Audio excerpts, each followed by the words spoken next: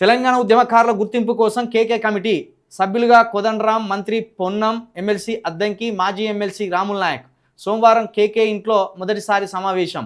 3 కేటగిరీల్లో ఉద్యమకారులను గుర్తించాలని నిర్ణయం. గుర్తింపు అనంతరం వారికి ఇచ్చే అవార్డులు, రివార్డులపై చర్చ. మరోసారి సమావేశమై పలు సిఫారసులతో సీఎంకు నివేదిక ఇవ్వనున్న కమిటీ.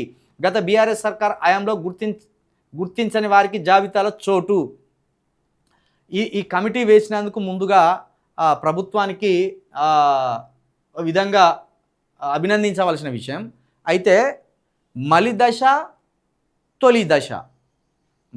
ఉద్యమంలో తొలి దశ ఉద్యమంలో అమరులైన వాళ్ళు కావచ్చు, అణిచివేతకు గురై బెడ్ మీదనే పడి చనిపోయిన వారు కావచ్చు, ఆ కుటుంబాలను కోల్పోయిన వారు కావచ్చు, వ్యక్తులను కోల్పోయిన వారు కావచ్చు, దాదాపుగా మళ్ళీ తొలి దశ కలిసి ఒక 2000 మంది దాకా ఉన్నారనేది ఒక సమాచారం. యాక్చువల్లీ అలా ఆయన తీసుకొచ్చేది ఉండే. నిజామాబాద్లో ఒక మాదిగా తెలంగాణ ఉద్యమకారుడు కేసీఆర్ గారు కూడా పోయి వాళ్ళ ఇంట్లో నిద్ర చేసిందట. ఆయనకు కేసీఆర్ ప్రభుత్వం వచ్చినాక కూడా ₹1 ముట్టలేదట. పాపం కాల్పులలో వాళ్ళ తాత చనిపోయిందట తొలి దశ తెలంగాణ ఉద్యమంలో. మాదిగా యువకుడు వాళ్ళ మన్మడు వచ్చేది ఉండే. నిన్న మాకు కాస్త లేట్ అయింది, నేను ఆఫీస్ అడ్రస్ పెట్టలేకపోయినా పాపం. అయితే ఇది మలిదశ తొలి దశ కలిసి తెలంగాణ ఉద్యమకారుల కోసం కేకే కమిటీ అని ఒకటి వేస్తున్నారు. దీంట్లో దయచేసి అందరికీ ఆదుకోండి.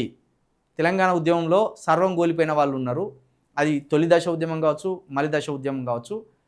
మేము కూడా కవిత గారు కరెక్ట్గా 3 నెలల క్రితము ఆర్టీసీ కళ్యాణ మండపంలో మలిదశ తొలి దశ ఉద్యమకారులతోటి ఒక మీటింగ్ ఏర్పాటు చేసిండు. ఆ మీటింగ్లో నేను కూడా మాట్లాడినా. అప్పుడు నేనే చెప్పిన, తెలంగాణ ప్రభుత్వం వచ్చినాక 500 మందికో 600 మందికో సహాయం చేసిండ్రు, ఇంకా 800 మందిని విస్మరించిండ్రు.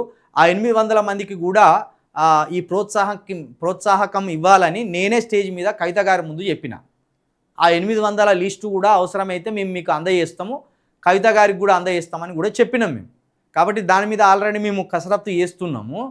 దయచేసి తెలంగాణ ప్రభుత్వము ఎంతమంది కుటుంబాలు తెలంగాణ పోరాటంలో చనిపోయినాయో వాళ్ళందరికీ కూడా సహాయం చేసి వాళ్ళని ఆదుకుంటే బాగుంటుంది అనేది మా విజ్ఞప్తి, మా డిమాండ్ కూడా.